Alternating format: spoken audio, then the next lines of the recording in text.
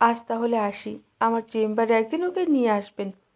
পরীক্ষা করে দেখা উচিত, পরে এর থেকে বড় কিছু হয়ে যেতে পারে। বলেই ডাক্তার চলে গেলেন। রাতুল শিকদার তাকে এগিয়ে দেওয়ার জন্য গেলেন। অরিত্রী শিকদার রেগে বললেন, না খেয়ে কি বোঝাতে চাইছো? শ্বশুর বাড়ির লোকেরা খেতে দেয় না? রাহেলা বেগম বিরক্ত হয়ে, আহ, বৌমা, এগুলো কি কথা? নতুন এক পরিবেশে আসলে এমন হয়? আমাদের উচিত ছিল ওকে দেখে রাখার। হ্যাঁ মা, এখন সব দোষ আমাদের। এই সালেহা, খাবার নিয়ে এসে এখানে রেখে যাও। সালেহা নিচে চলে গেল খাবার আনতে। অরিত্রী শিকদার স্তব্ধের দিকে তাকিয়ে, বাবু, তোর না বন্ধুদের সঙ্গে কোথাও যাওয়ার কথা ছিল? তুই যা, আমি এখানে আছি।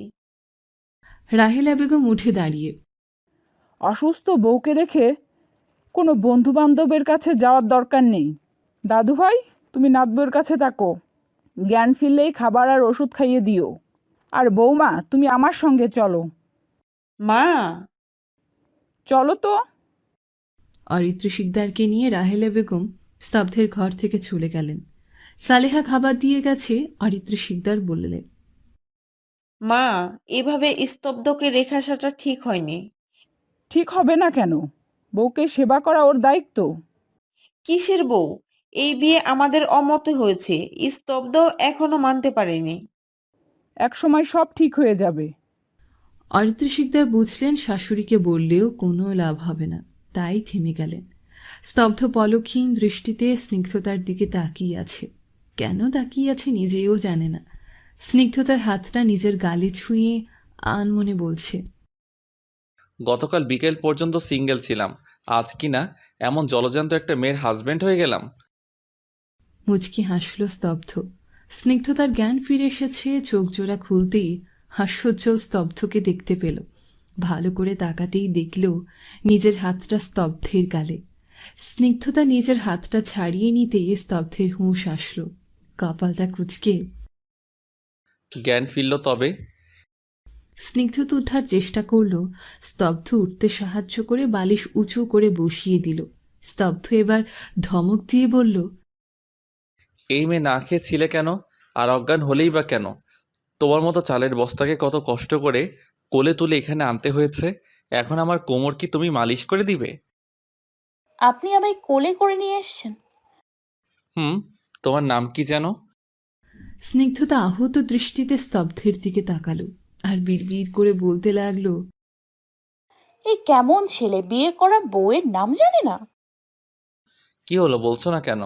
ভুলে গেছি বলেই নাম জিজ্ঞেস করছি। আমার নাম স্নিগ্ধতা। স্নিগ্ধতা? স্তব্ধের বউ স্নিগ্ধতা? হুম হুম। স্তব্ধের স্নিগ্ধতা গুড নেম। যাই হোক, আমি তোমায় স্নিগ্ধ বলেই ডাকবো, ঠিক আছে? স্নিগ্ধতা হ্যাবলার মতো কিছুক্ষণ তাকিয়ে থেকে বলল। আচ্ছা।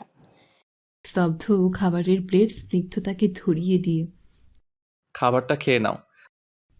খাওয়ার কোনো ইচ্ছে নেই, খিদেটা যেন মরে গেছে।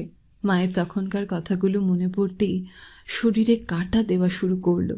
স্তব্ধের ধমকে কিছুটা কেঁপে উঠে বলল, খেতে ইচ্ছে করছে না।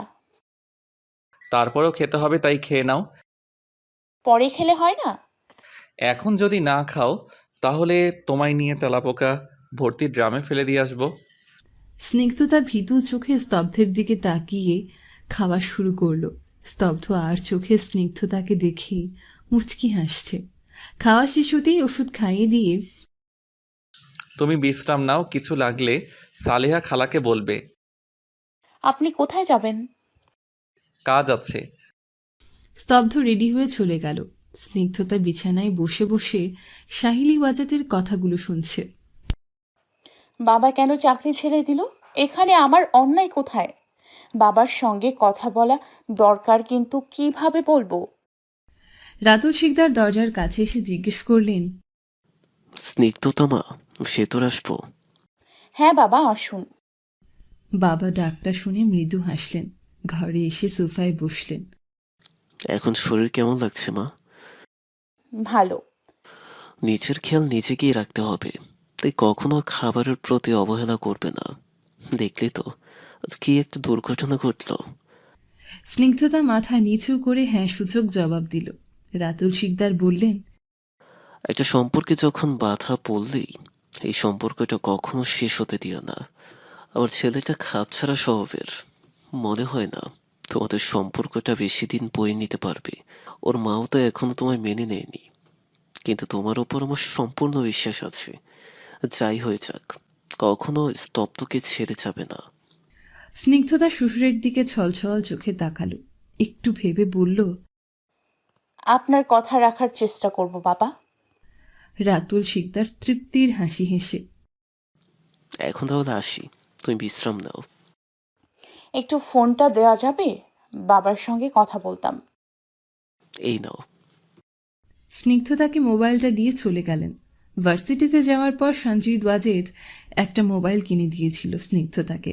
একদিন রান্না করতে দেরি হওয়ায় সাহিলি ওয়াজেদ মোবাইলটা ভেঙে ফেলে, আর তারপর থেকে আর কখনো মোবাইল ব্যবহার করেনি স্নিগ্ধতা। নাম্বার মুখস্থ ছিল, তাই সঞ্জিত ওয়াজেদকে কল দিল। 2 বার রিং হওয়ার পর রিসিভ হতেই স্নিগ্ধতা সালাম দিল। আসসালামু আলাইকুম। ওয়ালাইকুম সালাম, স্নিগ্ধা নাকি? হ্যাঁ বাবা, কেমন আছো? আলহামদুলিল্লাহ ভালো, তুই কেমন আছিস? আলহামদুলিল্লাহ। বাবা, তুমি নাকি চাকরি ছেড়ে দিয়েছো? কেন চাকরি ছেড়েছো? এই চাকরি দিয়েই তো সংসার চলে, এখন কি হবে? তুই জানলি কিভাবে? মা বলেছে। সাহেলি তোর কানে কতটা তুলে দিয়েছে। বাহ, এতদিন চাকরিটা করেছি ঠিক আছে, কিন্তু এখন রাতুল শিকদার তোর শ্বশুরের অফিসে চাকরি করলে মানুষ কি ভাববে বল? তবে তুই চিন্তা করিস না, আরেকটা চাকরি আমি পেয়ে যাব। আমার জন্যই তোমাদের এত কষ্ট, তাই না? আর চাকরিটাও ছাড়তে হলো। এসব মুখেও আনবি না, বরং আমি এক অসহায় বাবা যে কিনা সারা জীবন মেয়েটাকে কষ্ট পেতেও দেখো কিছু করতে পারিনি। তুই তোর মায়ের সঙ্গে আর কথা বলবি না, চিন্তা করিস না, চাকরির জোগাড় হয়ে যাবে।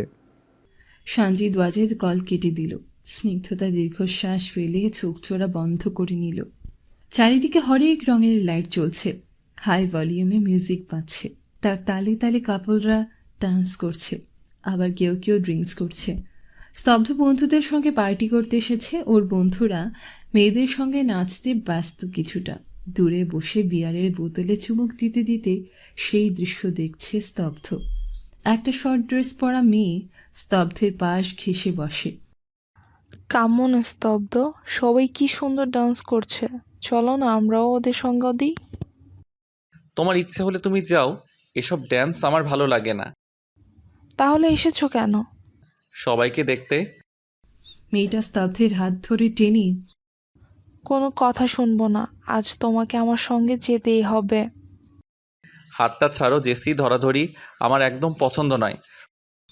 মেয়েটা স্তব্ধের কোলে বসে পড়ল, গলা জড়িয়ে ধরে বলল, আমার তো তোমাকে অনেক পছন্দ, এতক্ষণ হাত ধরেছিলাম, এখন পুরো তোমাকেই ধরেছি, কি করবে জান? স্তব্ধের রাগটা বেড়ে গেছে। জেসির হাতের কবজি ধরে নিজের থেকে সরিয়ে জোরে একটা চড় লাগিয়ে দিল। সবার দৃষ্টি এখন তাদের দিকে। স্তব্ধ কিছুটা ঝুঁকে পৈশাচিক হাসি দিয়ে বলল, তোমার মতো 2 পয়সার মেয়ের সঙ্গে স্তব্ধ শিকদার ড্যান্স করবে ভাবলে কি করে? এই চটটা আমাকে টাচ করার পানিশমেন্ট, আশা করি মনে থাকবে। ওকে, বাই বেবি। একটা বিয়ারের বোতল হাতে নিয়ে বেরিয়ে গেল স্তব্ধ। জেসি টেবিলে রাখা গ্লাসটা ছুঁড়ে ফেলে দিল। তার বান্ধবী মৌনি কাঁধে হাত রেখে শান্ত করার জন্য বলল, জেসি, রাগ কন্ট্রোল কর, সবাই দেখছে। দেখুক স্তব্ধ, শিকদারের এত বড় সাহস, জেসির গায়ে হাত তুলে, এর সত্য আমি নিবই। স্তব্ধ ড্রাইভ করছে, তার পাশের সিটে বসে আছে তার বন্ধু রাজ। রাজ বলল, জেসিকে চর মারাটা কি ঠিক হলো? ভুল কিছু হয়নি, ইদানিং অনেক বাড়াবাড়ি করছিল, আজ তো আমাকে টাচ করেছিল। কত মেয়ের সঙ্গে ফ্লার্টিং করলি, অথচ একটা মেয়ে নিচ থেকে চুয়ে বলে দোষ। দুটো আলাদা টপিক। ফ্লার্টিং করা কবেই ছেড়ে দিয়েছি, তবেই কখনো কোনো মেয়ের সংস্পর্শে যাইনি। ভার্জিনিটিরও তো একটা ব্যাপার আছে। শুনলাম তুই নাকি বিয়ে করছিস, টিট দিলি না বন্ধুদের? স্তব্ধ ভ্রু নাচিয়ে, ওইটা একটা অ্যাক্সিডেন্ট ট্র্যাপে পড়ে বাবার কথায় বাধ্য হয়ে করতে হয়েছে। বাই দ্য ওয়ে, তুই জানলি কিভাবে? আঙ্কেল বলেছে। শুধু বিয়ে করিয়ে ক্ষান্ত হয়নি, এখন দেখছি ঢোল পিটিয়ে সবাইকে জানাতে ব্যস্ত হয়ে গেছে। তেমন না, তোকে কল করছিলাম, ফোনটা মেবি আঙ্কেলের কাছে ছিল, তোর কথা জিজ্ঞেস করতে বলল তুই নাকি বিয়ে করছিস। গাড়ি থেমে গেল। রাজ ভ্রু কুঁচকে। থামলি কেন? তোর বাড়ির কাছাকাছি এসে গেছিস। ওহ, রাজ গাড়ি থেকে নেমে গেলে গাড়ির জানালায় উকি দিয়ে বলল, ভাবির সঙ্গে কবে দেখা করাবি? বড় একটা পার্টি চাই, কিন্তু আর পার্টিতে ভাবিকেও আনতে হবে।